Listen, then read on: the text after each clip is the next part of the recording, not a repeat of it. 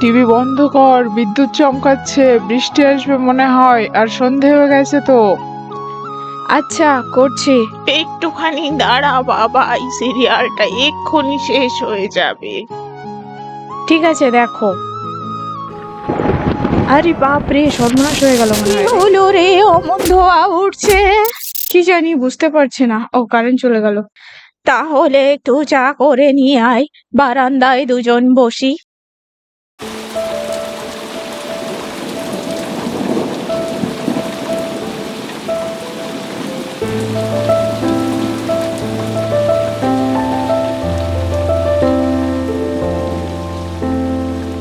কত কিছু নিয়ে এসেছিস মনা, চার একটু মুড়ি নিয়ে এলেই হয়ে যায়।